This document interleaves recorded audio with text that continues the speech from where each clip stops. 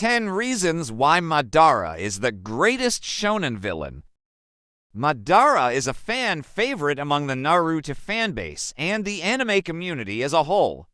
His legendary status has made Madara one of the most iconic villains in shonen, particularly battle shonen. Naruto is filled to the brim with interesting antagonists and villains, but Madara stands above every one of his peers because of how ridiculously charismatic and intimidating his screen time is compared to any other villain. Madara's words ring true for many fans, and his power left a lasting impression for many. Madara's status as the greatest anime shonen villain isn't without merit. He quickly grew in popularity after his bombastic introduction, which left fans shocked at just how powerful a character could be in the franchise, as no other character up to that point in Naruto came close to Madara's power level. But strength isn't everything in shonen. What separates Madara from the rest of the villains in the shonen genre is his deep philosophy and ability to successfully argue his points against characters like Naruto. Famous for his talk no jutsu, not to mention Madara's iconic design and chilling quotes.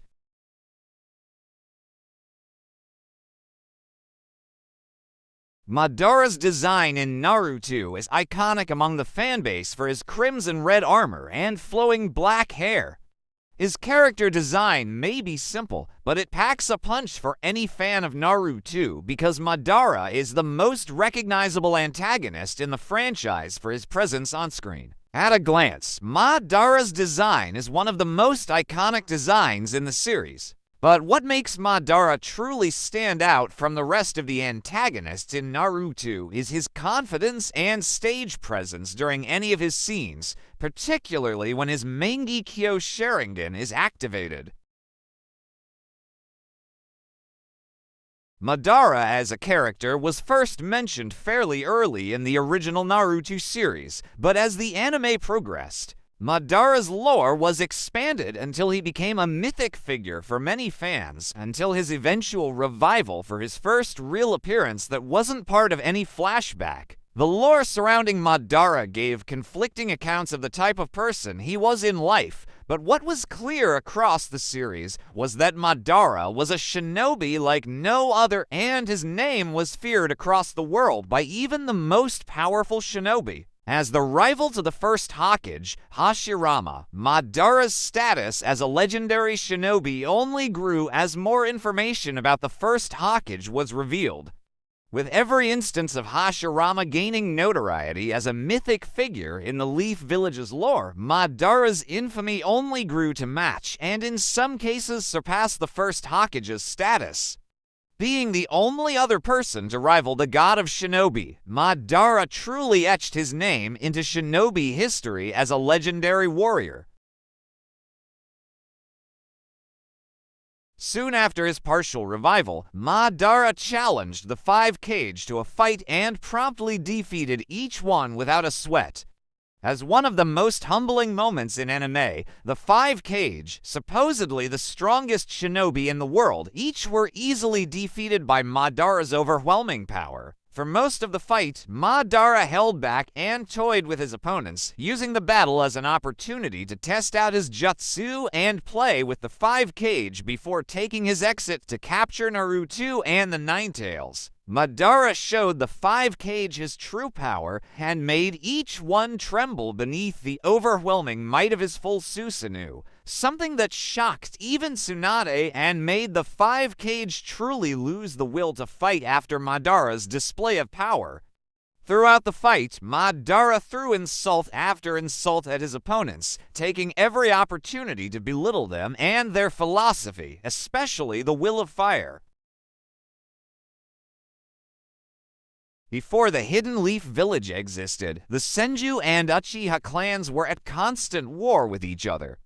Madara eventually became the leader of the Uchiha clan, and his former friend and rival, Hashirama Senju, became the leader of the Senju clan. After several battles that resulted in the deaths of many, particularly Madara's younger brother, the two clans formed a peace deal, thanks to Hashirama's leadership. Madara and Hashirama worked together to develop the Leaf Village into a superpower, but the two quickly became opposed to each other's worldviews on the best course of action to lead the Hidden Leaf Village forward. Hashirama sought cooperation through the division of the tailed beasts between each village to end potential war with mutually assured destruction, while Madara wished to keep all the tailed beasts within the Leaf Village to dominate their neighbors into submission for the sake of peace. And Madara had a point, considering 3 world wars happened between his fight with Hashirama, ultimately reviving during the 4th Great Shinobi War. Madara's power became legendary in the series after his revival, but his time during the 4th Great Shinobi War made him truly an iconic, unstoppable villain in the eyes of many fans. Upon his revival, he stomped the 5 cage, easily captured a majority of the tailed beasts, and became the 10-tailed Jinchuriki, all while in a fight against the entire Shinobi Alliance with just Obito as his backup. Not even Naruto and Sasuke's combined efforts were enough to stop Madara, both being fatally wounded by Madara in their attempts. Before even fusing with the Ten Tails, Madara fought against the entire Shinobi army and the 4 resurrected Hokages, particularly Hashirama, all without any support or help from his partner in crime, Obito Uchiha. By the end of the series, Madara was the only character able to fight off so many main characters and legendary shinobi, thought to be at the pinnacle, only to be humbled by Madara's jutsu. Madara's first true introduction during Naruto's Shippuden became infamous within the anime community for how he trampled over the combined armies of all 5 great nations with relative ease before humiliating the 5 cage. Even with Naruto's clones supporting the army, they couldn't withstand Madara's jutsu, particularly when he summoned meteors to crash into the army, killing untold thousands. Combine Madara's introduction with some of the best hand-to-hand combat in the series, and his solo fight against an entire ninja army, and you get one of the best fights in all of Naruto. The fight was almost a perfect introduction to Madara's character. He was confident, playful, and ultimately the greatest danger shown thus far in the series compared to every other character introduction. Across the series, the cycle of hatred is a key, recurring theme in Naruto. Many different characters explore this theme of hatred and the best way to go about solving such a complex issue in the ninja world, but Madara's take on the problem is by far the most extreme. Despite all of his scheming and overwhelming power, Madara's true aim was the salvation of humanity through genjutsu. He came to the conclusion of ending all suffering and war by casting a genjutsu known as the Infinite Tsukuyomi, a jutsu that would turn reality into a perfect illusion where anyone can be anything. Each person affected would fall into a dreamlike state and live out the rest of their lives in a perfect dream world. It's no secret that most big bads in fiction pull the strings from behind the scenes. Madara isn't one of those villains, but his plan relied on deceit and treachery, particularly through Obito being an old man with not much time left. Madara was forced to take an apprentice to carry his Eye of the Moon plan to fruition, and Obito was just the unlucky person he needed to manipulate. Madara manipulated Obito, who manipulated Nagato.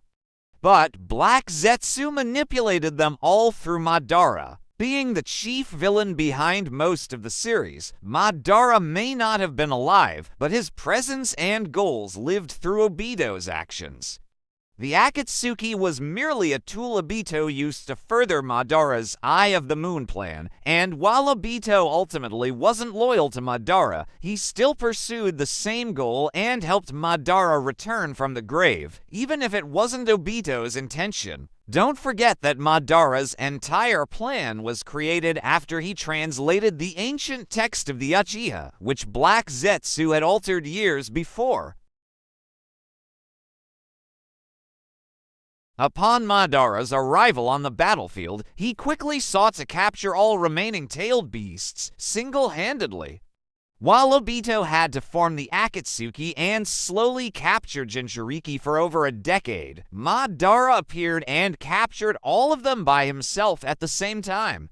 Madara was so powerful, he quickly tamed each and every tailed beast, almost killing Naruto in the process. Tailed beasts were once at the pinnacle of power in the Naruto universe, but after Madara defeated each one with little effort, it didn't diminish their power, only elevated Madara to a level never before seen in the franchise.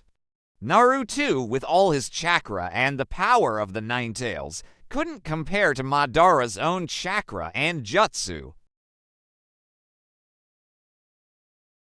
Madara was the perfect final villain. Alongside Obito, he quickly became a fan favorite and his strength was unmatched in the series. After Madara succeeded in becoming the Ten Tails Jinchuriki and cast the infinite Tsukuyomi, only a few characters were left to stop him. The climax of the battle was set to be perfect, with the heroes in a corner with seemingly no way of defeating Madara. Subvert expectations by replacing Madara, who was built up as a major villain across the entire series, with Kaguya, a character who had very little build-up. And Kaguya's introduction became the perfect way for Kishimoto to write himself out of a corner by removing Madara from the board without coming up with a creative solution for Naruto, Sasuke, and Sakura to somehow defeat him. Either way, Madara was never defeated during the final battle, cementing his legacy as one of the most powerful and iconic characters in not only Naruto, but anime as a whole.